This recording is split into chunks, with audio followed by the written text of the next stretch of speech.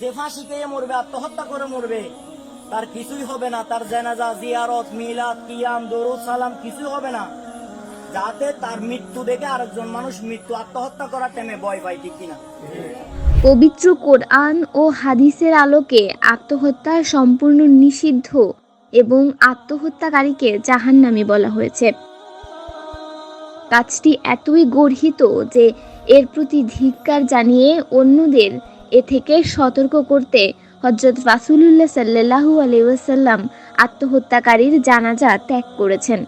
যেমন হযরত জাবের বিন সামুরা রাদিয়াল্লাহু থেকে বর্ণিত, তিনি বলেন, নবী করিম সাল্লাল্লাহু আলাইহি ওয়াসাল্লামের সামনে এক ব্যক্তিকে আনা হয় যে নিজেকে তরবারির ফলা দিয়ে মেরে ফেলেছে, ফলে তিনি তার জানাজা পড়লেন না।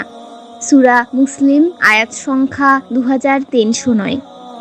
সবারই কম বেশি টেনশন আছে, তাই বলে মৃত্যু, আত্মহত্যা করা, ফাঁসি খাওয়া, বিষ খাওয়া এগুলা কখনোই সম্ভব, এগুলা কখনো ভালো কাজ হতে পারে না। কারণ আমাদের জানের অনেক দাম আছে, আমাদের শরীরের অনেক দাম আছে। এই ছেলেটা জানতো না মৃত্যুর কষ্ট কি, যদি জানতো